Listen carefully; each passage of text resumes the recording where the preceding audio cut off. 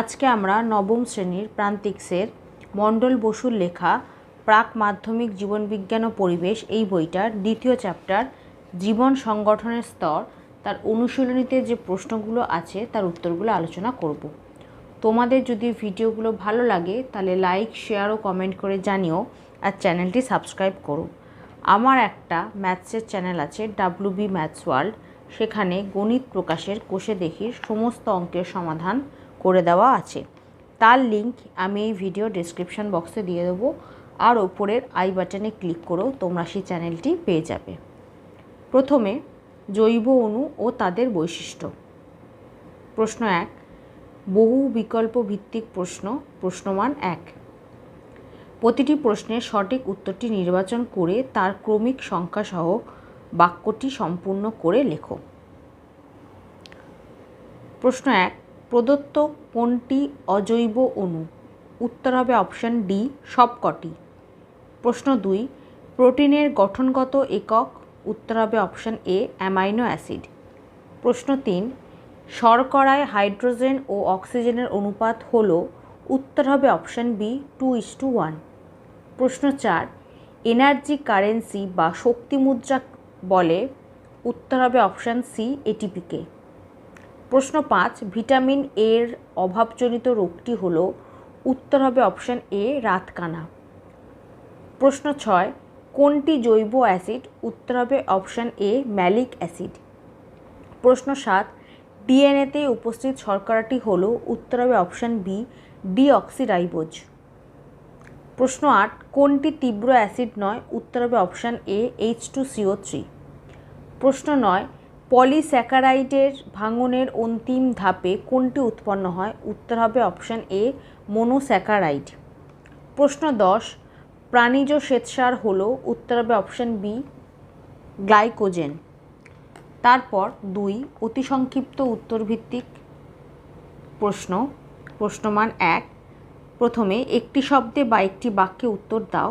প্রশ্ন 1, নিউক্লিওটাইড কি কি নিয়ে গঠিত? 27 নম্বর পাতায়।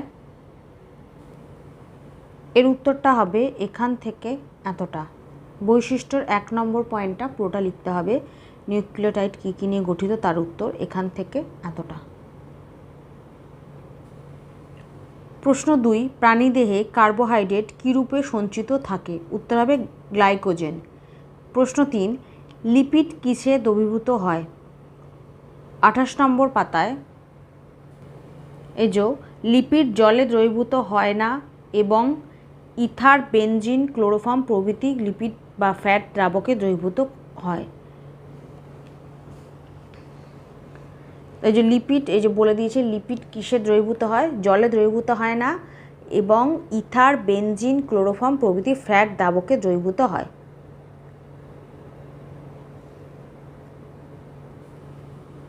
প্রশ্ন 4, অ্যান্টি হেমোরেজিক ফ্যাক্টর কাকে বলে? 30 নম্বর পাতায়।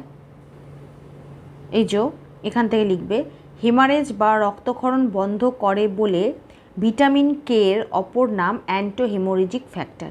এর জায়গায় লিখবে ভিটামিন কে। হেমারেজ বা রক্তক্ষরণ বন্ধ করে বলে ভিটামিন কে এর অপর নাম অ্যান্টিহিমোরেজিক ফ্যাক্টর। প্রশ্ন 5, নিচে সম্পর্কযুক্ত শব্দজোড় দেওয়া আছে। প্রথম জোড়টির সম্পর্ক দেখে দ্বিতীয় জোড়টি শূন্যস্থানে উপযুক্ত শব্দ বসাও। এ, প্রাণীজ প্রোটিন কেরাটিন, তাহলে উদ্ভিজ প্রোটিন হবে সয়াবিন। সয়াবিন তাহলে হবে উদ্ভিজ protein. B, retinol vitamin A, তাহলে টোকোফেরল হবে vitamin E. C, peptide bond সেটা হচ্ছে প্রোটিন, তাহলে গ্লাইকোসাইডিক বন্ড এটা হবে জটিল শর্করা। গ্লাইকোসাইডিক বন্ড হবে জটিল শর্করা। ডি, নিকাটোলোপিয়া ভিটামিন এ, স্কারভি হবে ভিটামিন সি। তারপর শূন্যস্থানগুলিতে উপযুক্ত শব্দ বসাও। 1, প্রোটিন সংশ্লেষে ড্যাশ প্রকার অ্যামাইনো অ্যাসিড লাগে? উত্তর হবে 20। উত্তর হবে 20 প্রকার। প্রশ্ন 2, অ্যাসিড ড্যাশ লিটমাসকে ড্যাশ করে? উত্তর হবে নীল লিটমাসকে লাল করে। প্রশ্ন 3, সরল শর্করাকে ড্যাশ অঙ্গার বলে? উত্তর হবে জল। 4, অনেক অ্যামাইনো অ্যাসিড ড্যাশ বন্ধন দ্বারা যুক্ত হয়ে প্রোটিন গঠন করে? উত্তর হবে পেপটাইড। প্রশ্ন 5, ফ্যাটি অ্যাসিড ও অ্যালকোহলের ড্যাশ হলো লিপিড? উত্তর হবে বিক্রিয়া। তারপর 3, সত্য মিথ্যা নিরূপণ করো। 1, জল হলো সর্বজনীন দ্রাবক, এটা হবে সত্য। 2, মানবদের অগ্ন্যাশয় রস ও পিত্তরস আম্লিক প্রকৃতির, এটা মিথ্যা।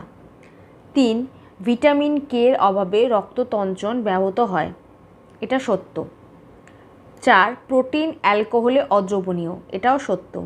5, ফ্যাটি অ্যাসিডকে অ্যামফিপ্যাথিক যৌগ বলে, এটাও সত্য।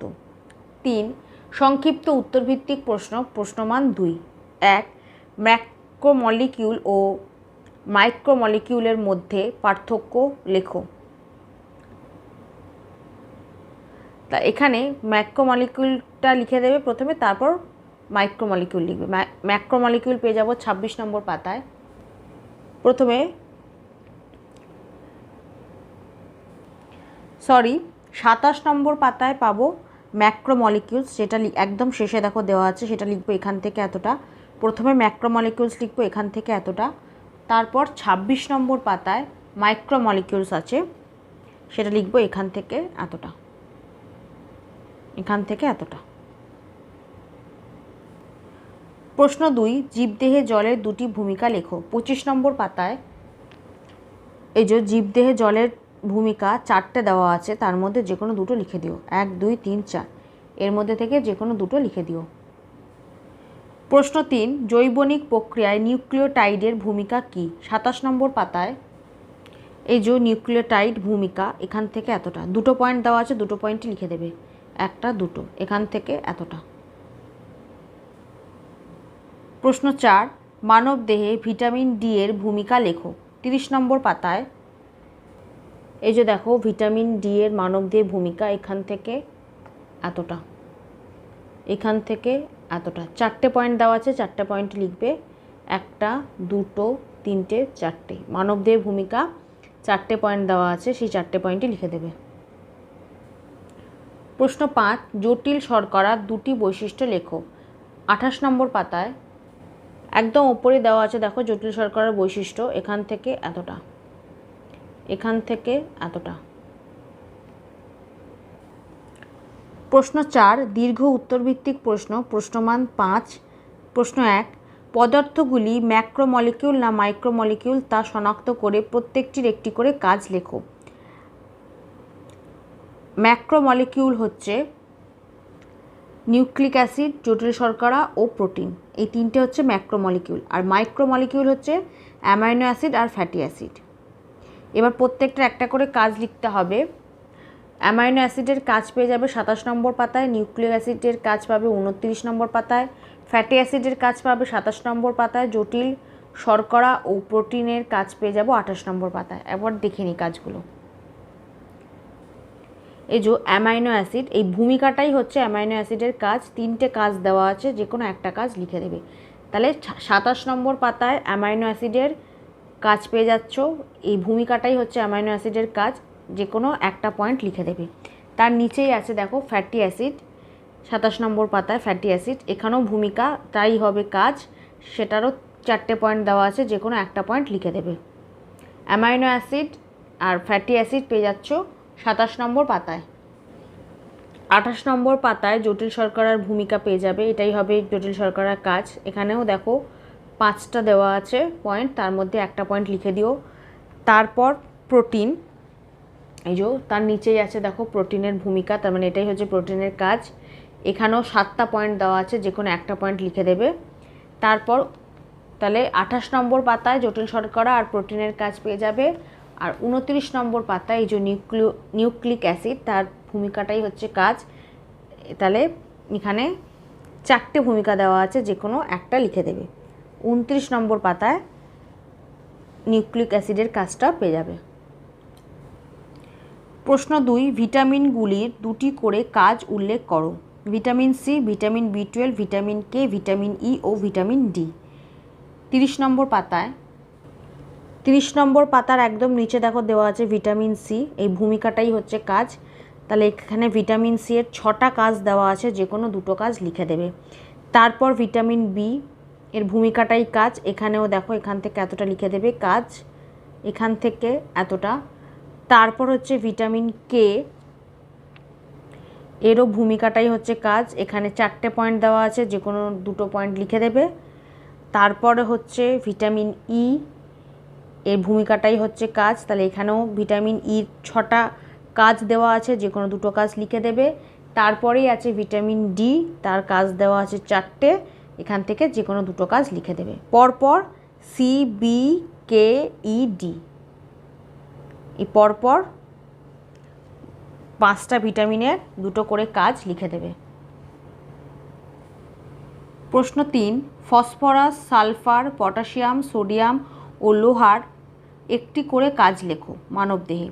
31 নম্বর পাতায় এই যে দেখো ফসফরাস, তার মানবদেহের কাজ লেখা আছে। মানবদেহের ভূমিকাটাই হচ্ছে মানবদেহের কাজ। তাহলে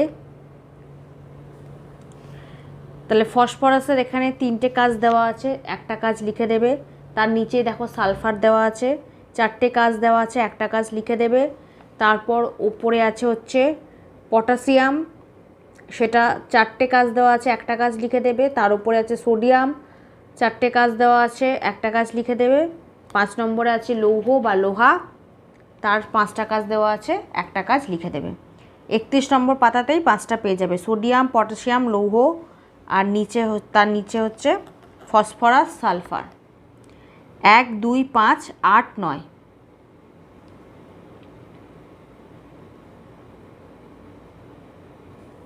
তারপর কোষ, বহু বিকল্প ভিত্তিক প্রশ্ন, প্রশ্নমান 1।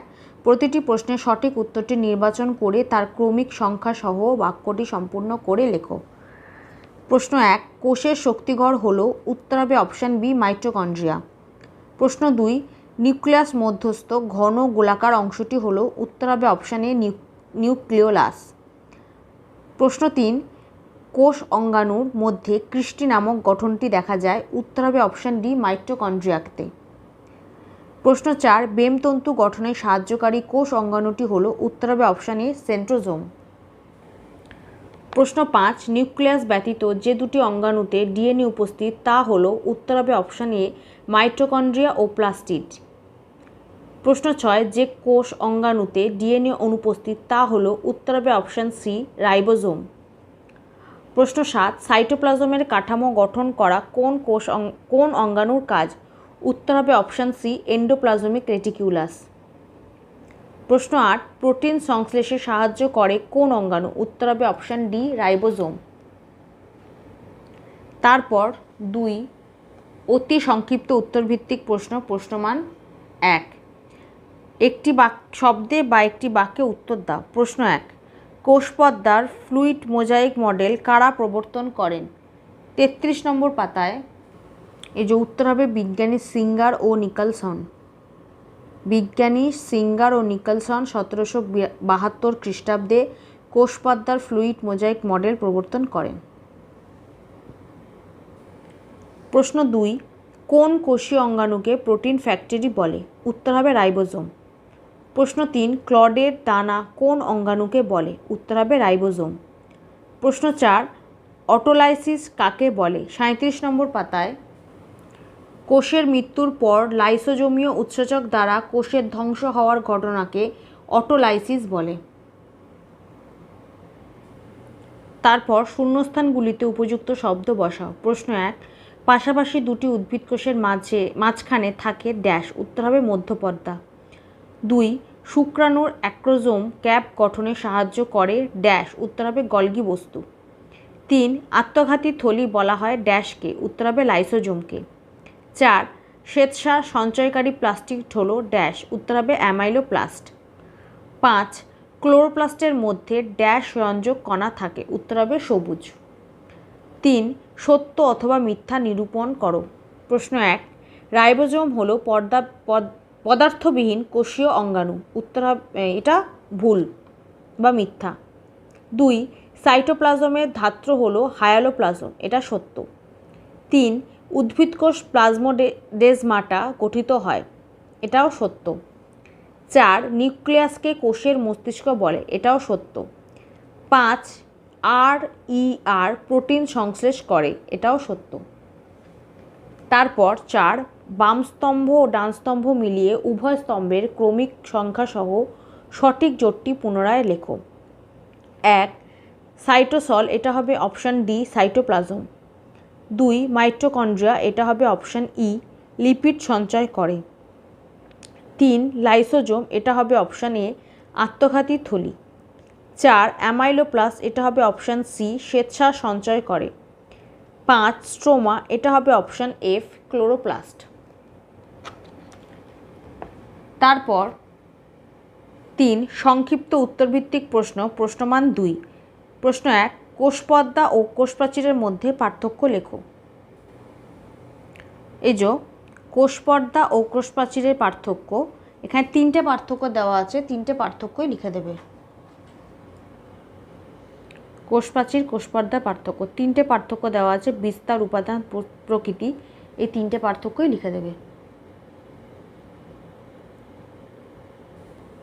প্রশ্ন 2 প্লাস্টিড কত প্রকার ও কি কি? 35 নম্বর পাতায় প্লাস্টিড 3 ধরনের হয়, যথা ক্লোরোপ্লাস্ট, ক্রোমোপ্লাস্ট ও লিউকোপ্লাস্ট। প্রশ্ন 3 কোষপর্দার কাজ লেখো। 33 নম্বর পাতায় এই যে কোষপর্দার কাজ, 5টা কাজ দেওয়া আছে, 5টা কাজই লিখে দেবে। এখান থেকে এতটা 1 2 3 4 5। প্রশ্ন 4 নিউক্লিয়াসের উপাদানগুলি কি কি? 34 নম্বর পাতায় এই যে লিখবে নিউক্লিয়াস 4টি অংশ নিয়ে গঠিত, অর্থাৎ নিউক্লিয়াসের উপাদান 4টি। একটা হচ্ছে নিউক্লিয় পর্দা, 2 নিউক্লিওপ্লাজম, 3 নিউক্লিয় জালিকা, আর 4 হচ্ছে নিউক্লিওলাস। নিউক্লিয়াস 4টি অংশ নিয়ে গঠিত, অর্থাৎ নিউক্লিয়াসের উপাদান 4টি। 1 হচ্ছে নিউক্লিয় পর্দা, 2 নিউক্লিওপ্লাজম, 3 নিউক্লিয় জালিকা, 4 নিউক্লিওলাস। প্রশ্ন 5 নিউক্লিয়াস ও নিউক্লিওলাসের মধ্যে পার্থক্য লেখো। এই যে নিউক্লিয়াস ও নিউক্লিওলাসের মধ্যে পার্থক্য, এই যে এটা নিউক্লিয়াস, এখানে নিউক্লিওলাস, 4টে পয়েন্ট দেওয়া আছে, 4টে পয়েন্টই লিখে দেবে।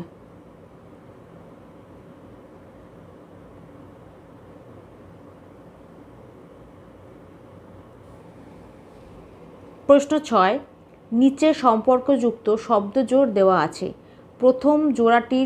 প্রথম জোটটির সম্পর্ক দেখে দ্বিতীয় জোটটির শূন্যস্থানে উপযুক্ত শব্দ বসাও। এ প্রাণীকোষ কোষপর্দা, উদ্ভিদ কোষ হচ্ছে কোষ প্রাচীর। বি কোষের শক্তিঘর, সেটা হচ্ছে মাইটোকন্ড্রিয়া, আত্মঘাতী থলি হচ্ছে লাইসোজোম। আত্মঘাতী থলি লাইসোজোম হলে কোষের শক্তিঘর হচ্ছে মাইটোকন্ড্রিয়া। সি উদ্ভিদ কোষ হচ্ছে প্লাস্টিড, প্রাণী কোষ হচ্ছে সেন্ট্রোজোম। কেন? উদ্ভিদ কোষে প্লাস্টিড থাকে না, প্রাণী কোষে সেন্ট্রোজোম থাকে না, সেই জন্য উদ্ভিদ কোষ হচ্ছে প্লাস্টিড, তাহলে প্রাণী কোষ হচ্ছে সেন্ট্রোজোম। দুটো থাকে না, এর উদ্ভিদ কোষে প্লাস্টিড থাকে না আর প্রাণী কোষে সেন্ট্রোজোম থাকে না, সেই জন্য এর প্লাস্টিড হলে এর সেন্ট্রোজোম। ডি লিপোকন্ড্রিয়া গলগি বস্তু, তাহলে কন্ড্রিওজোম হবে মাইটোকন্ড্রিয়া।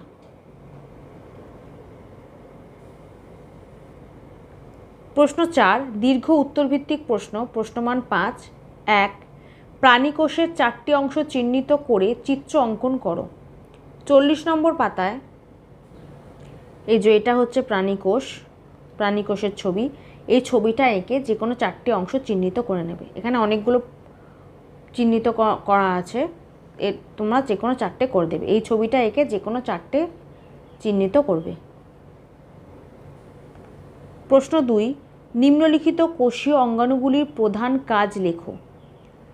1 মাইটোকন্ড্রিয়া পেয়ে যাও 35 নম্বর পাতায়, 2 লাইসোজোম পাবো 37 নম্বর পাতায়, 3 এন্ডোপ্লাজমীয় জালিকা হচ্ছে 36 নম্বর পাতায়, 4 ক্লোরোপ্লাস্টিড হচ্ছে 35 নম্বর পাতায়, আর 5 গলগি বস্তু হচ্ছে 37 নম্বর পাতায়। তা প্রথমে মাইটোকন্ড্রিয়ার কাজ দেখব 35 নম্বর পাতায়। মাইটোকন্ড্রিয়ার কাজ 2 নম্বর কাজটা লিখে দেবে, এখান থেকে এতটা, এখান থেকে এতটা, 2 নম্বর পয়েন্টটা লিখবে। তারপর হচ্ছে লাইসোজোম 37 নম্বর পাতায়, লাইসোজোমের কাজ 3 নম্বর পয়েন্টটা লিখে দেবে, এখান থেকে এতটা, 3 নম্বর পয়েন্টটা লিখবে। তারপর এন্ডোপ্লাজমীয় জালিকার কাজ 36 নম্বর পাতায় পেয়ে যাবে, 1 নম্বর কাজটা লিখে দেবে। এন্ডোপ্লাজমে জালিকার কাজ 36 নম্বর পাতায় পেয়ে যাবে, 1 নম্বর কাজটা লিখে দেবে। ক্লোরোপ্লাস্টিডের কাজ পেয়ে যাবে 35 নম্বর পাতায়, প্রথম পয়েন্টটা লিখে দেবে, 1 নম্বর পয়েন্টটা লিখে দেবে, এখান থেকে এতটা 1 নম্বর পয়েন্টটা লিখবে। ক্লোরোপ্লাস্টিডের কাজ। গলগি বস্তুর কাজ পেয়ে যাবে 37 নম্বর পাতায়, 3 নম্বর পয়েন্টটা লিখে দেবে, এখান থেকে এতটা। প্রশ্ন 3, চিত্রসহ নিউক্লিয়াসের গঠন বর্ণনা করো। 34 নম্বর পাতায় নিউক্লিয়াসের ছবি হচ্ছে এটা, চিত্র, তাহলে এই ছবিটা আঁকবে, তার সাথে নিউক্লিয়াসের গঠন লিখবে, এখান থেকে এতটা। নিউক্লিয়াসের গঠন এখান থেকে এতটা লিখবে আর এই ছবিটা এঁকে দেবে।